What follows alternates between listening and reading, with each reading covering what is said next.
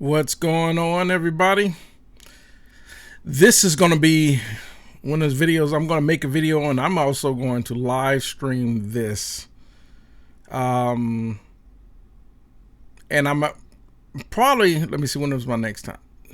Probably next week. Would probably be a good one day next week. I'm gonna do probably a notification video for everyone that wants to get on. I'm going to actually give a date and the time that I'm going to live stream this subject for people that want to chime in on this subject. And it's going to be mostly talking about the music industry and the music business. I might, if every now and then, if someone throwing a question about some gear or whatever, or mixing or whatever, I might answer, but I'm going to try to keep the focus on the music business and the music industry. The reason being, of course, for those that are just now tuning in, thanks for watching. Of course, my name is Mark, and everyone knows the protocol about the subscribing, hitting the bell, write some comments, thumbs up. That's everyone knows that about YouTube now.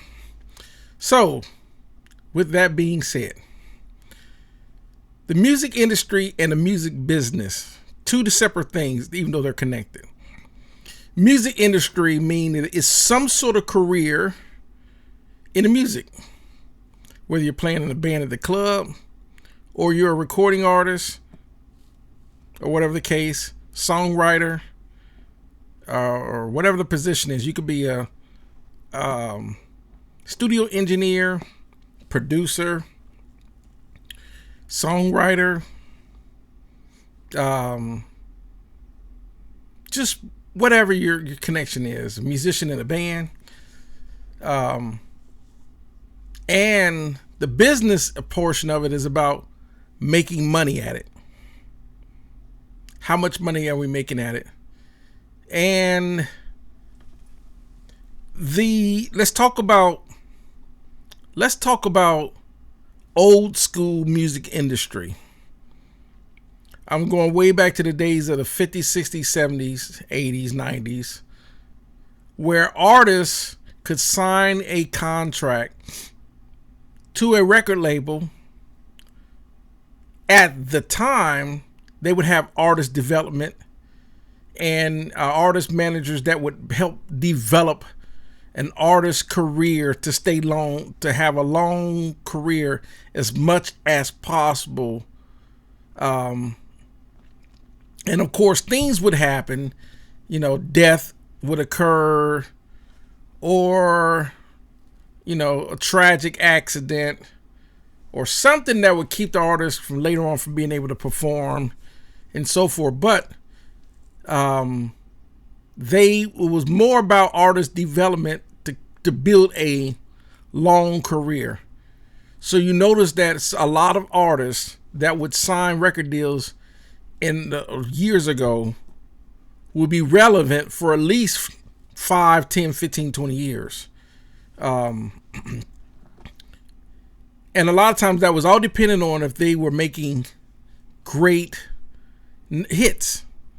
And a lot of times that's all it really took, But I noticed that the superstars in the music industry, whether it's bands, whether it was groups or solo artists, trios, quartets, duos, or bands or whatever, how they built their success was how much they could entertain people. I noticed that, and I'm not going to talk about band, I'm going to talk about singers as an example. I noticed that the best of the best, the best singers in the world really didn't have to dance. Because they sung so well, they can entertain you just by singing their songs. And I would say some of the best singers in the world would be like Stevie Wonder, Luther Vandross, Whitney Houston, Mariah Carey, Gladys Knight, Aretha Franklin, so forth. And then there were really, really good singers that would dance and sing. And the dancing portion, especially when they start involving choreography with background dancers and so forth, really helped elevate the entertain artists. Not artists, entertain entertain, what's the word I'm drawing a blank on it, people, basically your followers, your fans, and that would be really good singers that would dance, like Chris Brown, Usher, Michael Jackson, and then on top of that there were singers that were pretty decent but could really dance and entertain you. And that would be like Janet, and so forth. Then it was singer, they really wasn't that great of a singer, but they were superb entertainers, such like Paula Abdul, And then there would be some entertainers that knew how to create a show with a lot of, flash and flair. They would have, stand in and just create these shows that kept people entertained, like Madonna. And then there was, then there was always bands. Bands always keep it entertainment because the energy of the band, whether it's a rock band, whether it's, an R&B band, a funk band, country band or whatever, because of the energy of all the musicians playing on stage and the energy of the lead singers really kept the audience engaged. And so what has changed from then to now really hasn't changed a whole lot. As far as that, whether it's bands entertaining people in a local club or band entertaining people today, people are always going to love good band entertainment. You still see that with even cover bands. People still watch cover bands. There are people even posting their videos of cover bands doing people's tunes on YouTube. And people still love the energy of that. So I don't ever seeing that ever going away. Because that being entertained with singers that can dance, Chris Brown as an example, you're seeing shows like Rihanna, and even then you have the ones that just does out of the ordinary stuff to keep people entertained, like Ariana Grande or Nicki Minaj or Cardi B. And then there's just, there's people doing a lot of stuff. You'll see, even with some of the acts that you see overseas, such as indie stars from India. There's a lot of dancing and choreography in that. A lot of the Korean and Japanese and even Chinese artists are doing all these unique stuff. There's dancing, a lot of dancing, singing groups, a lot. So, and even on top of that, the music, and people are still enjoying the music. So I said all that to say this on what I'm watching now of artists today, and watching artists from the 2010s, the 2000s, the 90s, the 80s, the 70s. I noticed that the only one that did a lot of dancing and singing in the 60s was like solo. It was like James Brown, or you would have Jackie Wilson. Before then, it was just more of just artists that would just simply, a lot of artists would just simply stand there and sing. And people would be entertained with that. And you go to the 40s, the 50s, even when TV was still in black and white. But it took groups like dance groups like tap dancing was a huge thing in the 40s and 50s and the 30s. Yeah, you know, you had acts like the Nicholas Brothers doing all these splits and jumps and stuff that they were doing when they were tap dancing. But so what's the difference then and now? And the biggest difference really is the business portion of it, because a lot of people wanted to get into the music business, especially as an artist, because not only did they wanted to do it for the love of being an artist, well, most did, but a lot of them knew that if it was done right, they could make an absolutely amazing career at it. And what it was back then, it was more of getting signed to a label.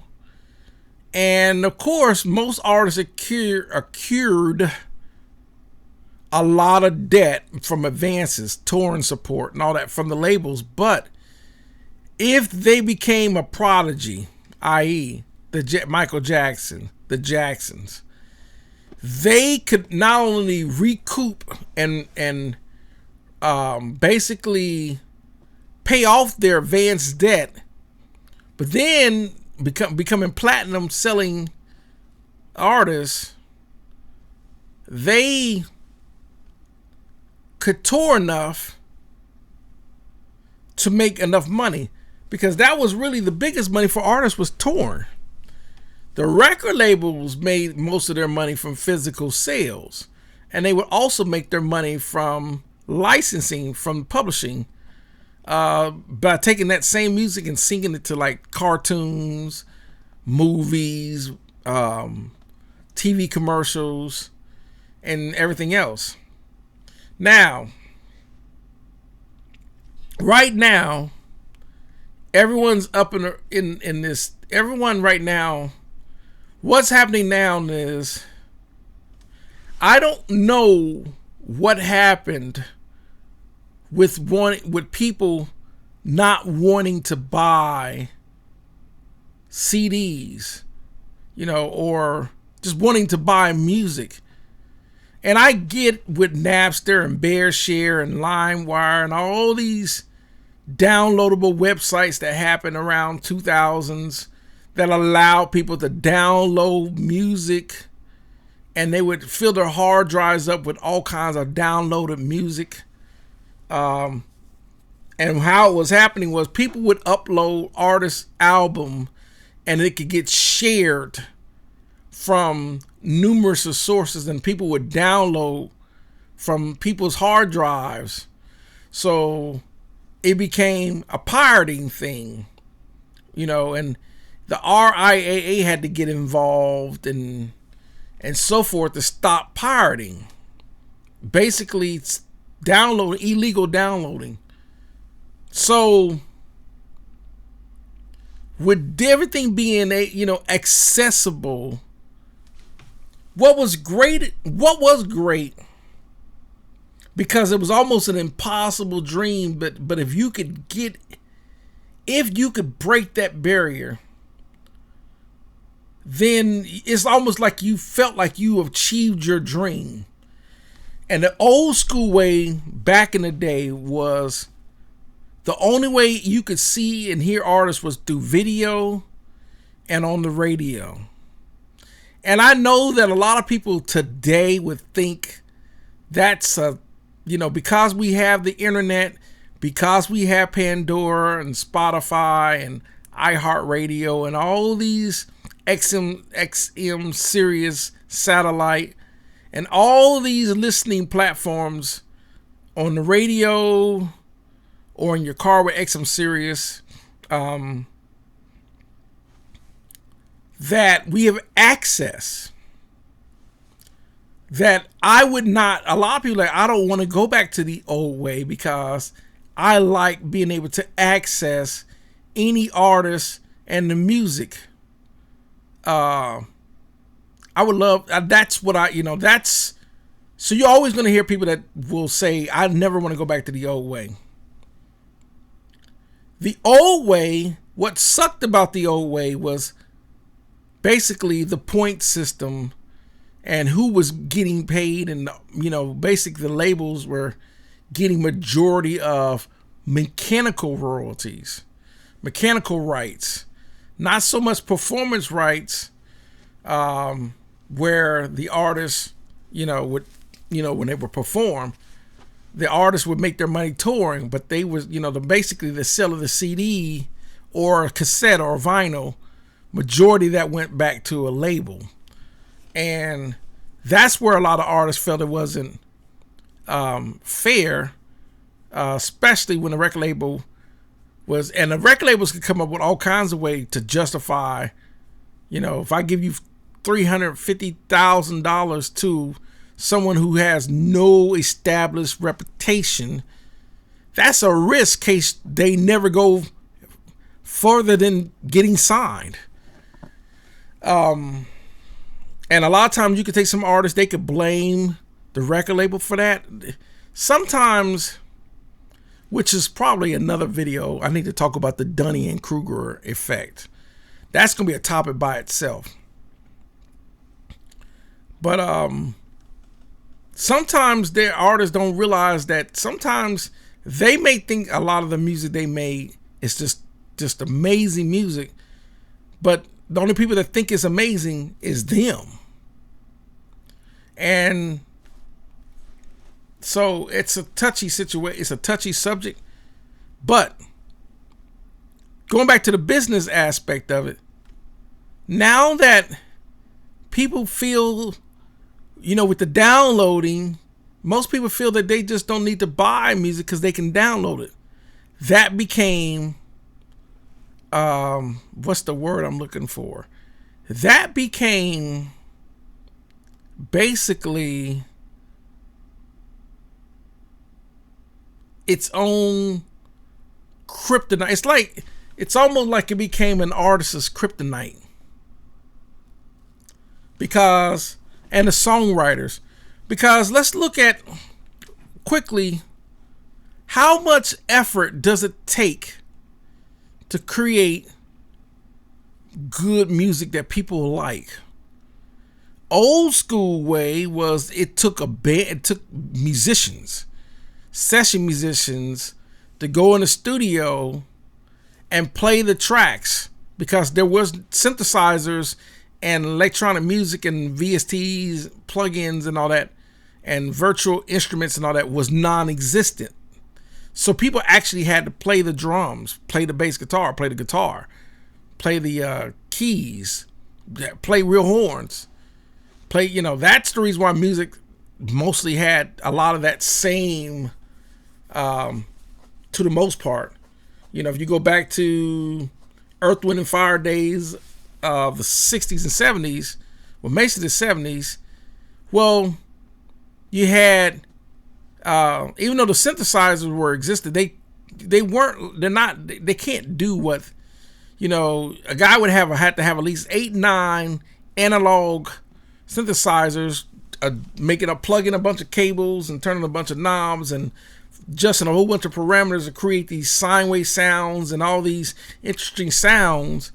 Well, now you could take a board, like a board from the, I don't know, let's go, a Roland XP50 from the 90s can do way more than what he could do with all 50 of those boards he had on stage. One Roland XP50 could do all that now. And boards, what synthesizers can do today, will blow circles around what they could do in the 70s. But to make a point about the industry, once everything became, it's like, my best analogy would be like, if you remember Black Friday sales, where people would line out, people would be in lines outside of stores waiting for the doors to open up at midnight, and the doors were locked. And everyone would get all the brochures about the latest sales, you know, PlayStation 4 is coming out or whatever. And I know we're way beyond PlayStation 4, but I'm using that as an example, going back to the early 2000s. PlayStation 4 is coming out, and you know, whatever, and you know, they're only going to have about 30 of them, and they're the new. So everyone's trying to get that PlayStation 4 or the latest plasma TV or HD TV or whatever, you know, the latest whatever. So people would wait in line and the doors were locked. That was like the music industry back in the day. Or a better analogy of the music industry would be like, well, you've probably all seen it, where people are waiting outside of a club, the latest, hottest club, trying to get in, and they can only let so many people in because they only had so much space inside the club to allow so many people in. And as 2 or 3 people would come out, they would let 2 or 3 people in, and then they would shut the door lock. You know, there was always the line to stop any more people from coming in. You know, that was like going through that club and waiting in that line was like waiting on a contract to get into the industry. It was a bad thing because there were gatekeepers, but at the same time, it was a good thing because it wasn't so over flooded and saturated. And because the only way you could see artists back in the day was radio or TV, it allowed, and radio, videos, you know, TV, it allowed a lot more exposure to be, in other words, you could decipher who you're going to see, you know, when you go to like the record stores, or you would go to, you know, Walmart or Best Buy and all these places, and they would have the latest artists release, especially with the distribution system that allowed artists to be able to have their stuff distributed in all these record stores. So now that's the way you found out when you were listening on the radio, or you watch the music videos, or you can go to places like Media Play, Hastings, and businesses like that, and you could go and put on some headphones and listen to the latest art because they would have their stuff in all the stores. And so it would be so many rap artists, it would be so many country and western singers, so many rock bands, so many pop singers, so many R&B singers, female or male, so many R&B groups, so many jazz, and there was a different section to see what albums were still on the shelves. And this is how Billboard, with Nielsen SoundScan, you know, whenever there's a barcode on the back, every time it was sold, the barcode scan, it let Nielsen SoundScan let how many units were being sold in all the record stores. And so with Billboard and RIAA could track how many was being sold, that's how you could get that platinum or gold album, because those were certified record sale awards. Now that they had to change the way they traditionally monitor artists, along with PROs and MROs. A PRO is a performance rights organization, and an MRO is a mechanical rights organization. Performance rights monitor the playing of music on all kinds of platforms. The mechanical right monitors the physical sales of music, meaning on some sort of platform, whether it's a CD, a cassette, a vinyl, on a DVD attached to a movie, whatever. Mechanical, if it's physically sold, then that's how the royalties were distributed that way. PROs, being BMI or ASCAP, CSAC, monitor when it was being played on the radio or being played on the video or on the internet or whatever. So with that being said, I think where everyone's frustrated now is how much the percentage people can make off their stuff being played. Right now, the only real platforms that are being played right now, even though there's still music videos, like BT is still there, VH1 is still there, MTV, they don't really play the videos. There's not shows like Video Soul and Video Vibrations and MTV music videos and VH1 Soul and all. It's not music videos not like it used to be 20, 30, 40, 50 years ago. Well, 30, 40, because it came out early 80s. Well, MTV came out in 1981. So it ain't the same on a music video portion like it is now. It seems like everyone think that the number one source would be streaming. But the problem with streaming services, whether it's Tidal, YouTube streaming, Spotify, and so forth, Pandora, is that their algorithm to pay you based on how many streams is like 0.004, 0.003 or whatever, and you have to stream to get, for example, $1,000.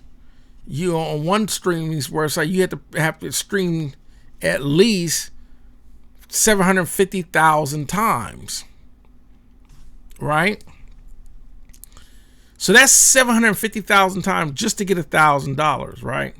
When the old system on the radio, because all these radio stations bought licenses to play the most popular artists, because they had a smaller group of artists to choose from, which allowed them to squeeze so much artists in a day on their broadcasting, for the broadcasting reporting system, the BRS, for light rotation, medium rotation, heavy rotation, how many times they're playing the most popular artists, which allow artists to be heard, which allow people to go to the music store because their music was being played a lot more, which allow people to go to the music store. They would say, oh, that's, what's your name that I've been hearing on the radio? I see the CD. CD's $9.99 or whatever. They buy the CD because what's great about buying a CD was not only that you had a physical form, you could play it anytime you want. You didn't have to wait on the radio. You could play it in your CD player or whatever. And on top of that, you could read, a lot of times a lot of them had the lyrics in there. What was great about the CD sleeves then also was all the information, like where it was recorded, who was the producer, there would be pictures in there, who's the direct, what recording studios they were played at or recorded at, what recording studios they were mixed at, and so forth. Where was the master? Who was the producers? Who's the background singers? Who's the musicians? And so forth. And it had a lot of information on those CDs. When you download something, now you had to go to the internet.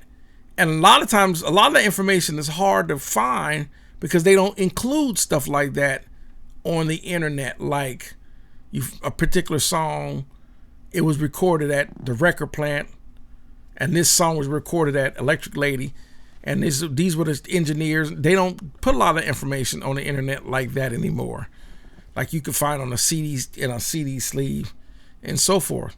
And I know that a lot of times people got tired of CDs because sometimes some artists would have 1, 2, maybe 3 songs on an album, on a CD album, and the rest of them they were okay, or they were album fillers, or a lot of them just weren't that great. And then there'd be some artists that would make music and you like every single song they put out on the album. And then so it was kind of hit or miss. And that's why a lot of times you could get singles. So a lot of people like singles because they like to be able to choose what songs they like and what songs they don't like. That was the great thing about even though we always had singles. We just called them 45s on a vinyl, or there was a cassette, just a cassette with just a single on it, an A and B side with a single on it. Sometimes be one song, the single that you like on side A, and maybe another song on side B, or sometimes be a remix of the same song on side B, or sometimes the cassette would have the main song and a remix on one side, and a remix of a different song and another song on it. So it really depends. But the music industry itself is now, what's happening is the music industry is over flooded because you got millions of people that can download their stuff to like places like SoundCloud, Reverb Nation, CD Baby, Songcast, TuneCore, and so forth. And on top of that, so it doesn't allow for people to get the max amount of exposure like they used to through music video and radio, and having their stuff with the posters and being especially seen in music stores, because there is no more music stores.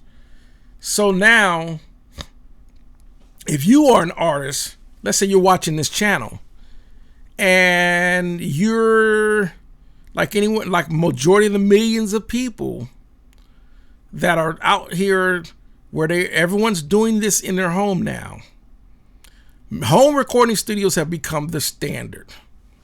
I think I'm warm now. Let me take this top off. This is a pretty long-winded subject. So I'm going to try to wrap it up. Excuse my sniffing. Sinuses, spring is going to kick in. Everyone knows the pollen and all that in your sinuses. So, with that being said, because the traditional way is no longer the traditional way, where you literally had tens of thousands of artists / groups / bands, and this meaning for all the genre of music and categories. Sure, it sucked that when you sign a record label, and if you signed over your royalties and rights, the record labels owned all the royalties, the masters on that, and they could make their money like Universal Music Group or Sony Music Group or Warner Brother Group, and they would own all the categories, the catalogs, for them to make music or for them to make money. That sucks for an artist as well.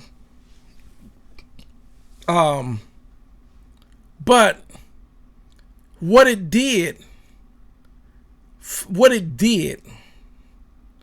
is it forced, it was almost like it's almost like, the best way I can describe it, I'm gonna use the military as an example. There's a lot of people, and I would just, from me being in the Army and being a former recruiter, only about 20% of the population actually qualified to join the military. That's a statistical fact. Simply because of the qualifications to be able to get in. And there's a lot of qualification that you have to meet to be able to join. And it's more than just being able to pass the ASVAB. You have to pass the physical. You have to pass the pass the background, meet height and weight, have a high school diploma. You can't have so many kids. If you're married, you can't have more than 2 kids. If you're a single parent, you have to give up custody. There's a lot of stuff, and you can read those requirements for Army enlistment. If you want to know about Army enlistment, it's on the internet. So I'm going to give you the regulations. Army Regulation, or AR 601-210, Chapter 2. That tells about non-prior service enlistment, and it gives you all the requirements that require for you to enlist. So you'll find out that a lot of times people thought, I can just get in the military. No, it ain't that simple.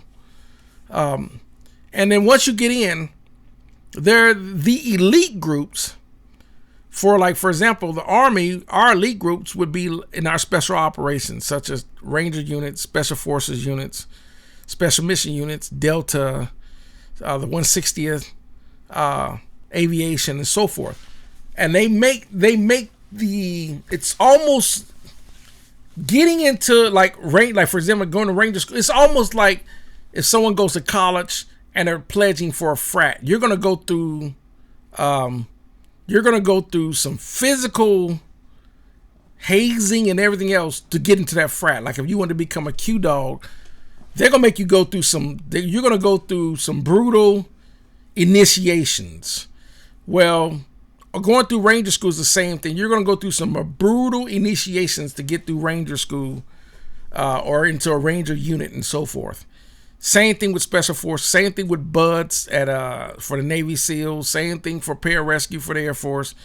You go through some serious, and these initiations are not a couple of weeks. These could be weeks to months to get through. So, and they call that being part of the best of the best. Well, my analogy to that would be the same thing with a person that wanted to be a mega star. If you look at how Michael Jackson started, and you look at or Prince, or I would say even Beyonce. Beyonce was not known as Beyonce when she first got started. She was part of Destiny's Child, and she was with Destiny's Child for years before she became a breakout solo artist and became what we know today as Beyonce. The same thing with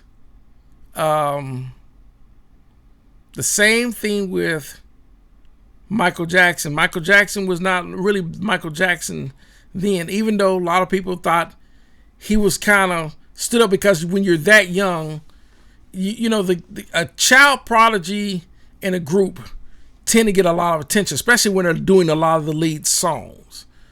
And Michael Jackson was doing a lot of lead songs when he was with his brothers. That's the Jackson. And that also they helped propel Janet's career. And it just is so many, but it took them doing a lot of dancing and a lot of everything to really make themselves stand out. I would say every now and then you would have superstar singers like that just came out the box and just blew up immediately when they got that break, such as Luther Vandross. Because Luther Vandross, when he started, his break didn't start initially. And he started as he got a lot of no's before he got a yes. And he started off as a background singer. Same thing with, Freddie Jackson before he blew up. Before he got his break, being discovered by Melba Moore. But there is sometimes an occasional where you have a Mariah Carey where she was writing all these songs and she got a break where she, her career propelled the way it did in 1991. But the point I'm trying to make is the industry is so hard to make money at it the way artists were making money at it 20, 30, 40 years ago. Because it's so many people in trying to, flood the market with the internet, that it's really hard to get the exposure that artists got, even though they went through a lot of the, I would say, corporate BS, through record labels and how record labels did artists. It's kind of complicated. So the only thing I can see that's not, that's really the people that are still thriving are people that are selling musical gear for people to buy. And there's thousands and thousands of companies selling thousands and thousands of products. And that's ranging from studio monitors to microphones to plugins to software to clones of compressors, and all those companies are making a killing because everyone is buying this stuff for their home studio. When recording studios were a very limited thing, even though there are a lot more recording studios, but there were probably thousands of recording studios, but not on the scale where everything has skyrocketed to millions of home recording studios. It wasn't millions of home recording studios 30, 40 years ago. It was kind of unheard of to have a mega home recording. What we got today was kind of unheard of 30 something years ago. So I know it's 40 something minutes. I hope that everyone watched the video all the way to the fullest. Some people probably turned the video, that's just the nature of YouTube. Some people watch the video for 2 minutes, 3 minutes, 5 minutes. And some people watch the video all the way to the end. But the music industry is still, like I said in the beginning, where you're entertaining people. That's not changing. The business aspect of it has changed big time, where the only source that people can really make money is either you're gigging, either you're touring, or maybe a few dollars from streaming sites. That's about it. So every now and then people are still selling physical CDs or whatever, but it's nowhere near to the point where artists and record labels were making money the way the system was. And because of that, that's why you'll never see numbers like, I think Michael Jackson sold 100 million copies of Thriller. I don't think you'll ever see that again, because I don't think people want to buy. And I'm the type of person, I don't see why, as much stuff that we waste you'll be amazed at the amount of stuff that we waste buying stuff that, and I get it. A lot of people are like, well, it's just easy to buy music and download it, or it's just easy to download music or whatever. Even though, yes, it sucked the way record labels were, the way their whole record deals was for artists, but at the same time, when you bought an artist's CD, you're helping that artist in so many ways that you may not think you are. But you are, even though it's, like I said, with the record labels, but it helped the artist big time. Just owning some of their product was kind of like an appreciation for the artist. That's what supports the artist. And that's the downside to getting people to understand why it's still somewhat critical to buy music in the old sense, versus digital downloading. I think the two can coexist, but there are a lot of people that just like, no, I don't like the old way. I like being able to download my music, and I'm not going to be able to convince. I'm not going to be able to convince a lot of people, even though I'm trying to explain. And that's the reason why a lot of times when there are a lot of artists, studio engineers, musicians, a lot of times what happens, And I'm in the same way. A lot of times it kind of kills the incentive to go through the hard work. Through the hard work of going and trying to create the very best music that you can for your audience. And the audience don't even want to pay for anything to show appreciation for your hard work. That makes you almost not say, you know what? Why even do it? Even though, or why even do it for a career and not just make it, let's just turn it into a hobby. So it's been 40 something minutes. I'm going to end the video because this is a very long-winded subject, a very touchy subject. And for even for people like me that strive to live for that American, that dream of being able to have a successful career and being able to buy your mother a home like you would see in the movies when the artists got famous and popular and they got their first checks where they were able to surprise it. That's everyone wants to be able to do that and take care of their family, but if you're not making any money at it, it's like, why bother? So that's the dilemma that we're in today's industry of the business portion of it. It's like no one can really make money at this anymore. It's like when you can't make money, even though TV and movie actors and all that still make good amount of money. That's why so many, in other words, Ice Cube makes more money being a movie star than he did as a rap artist.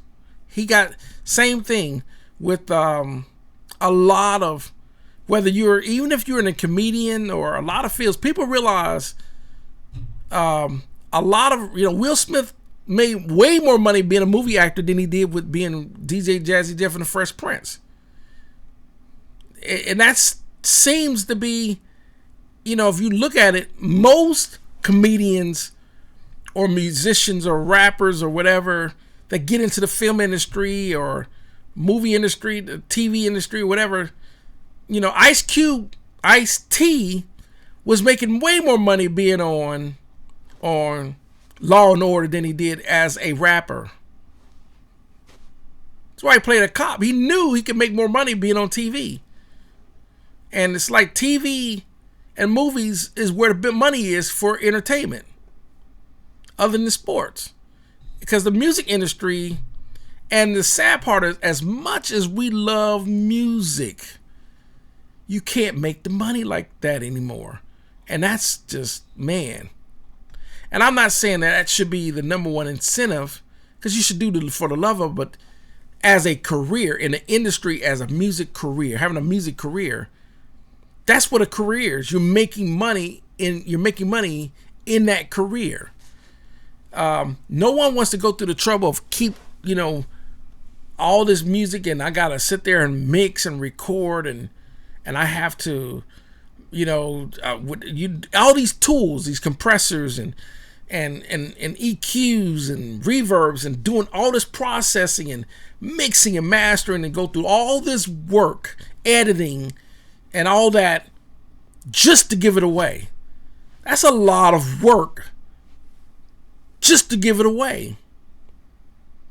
And then on top of that, going through all those rehearsals, all the dancing, the choreography, and everything else, just no one wants to do that and not be rewarded financially.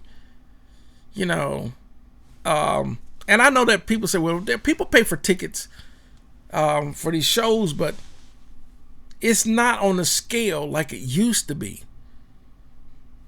especially for physical sales of CDs and cassettes.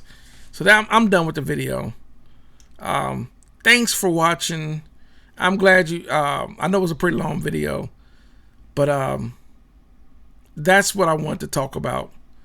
And I'm going to live stream this because this is a very lengthy subject. I want to do a podcast with some other people that I know that's into this.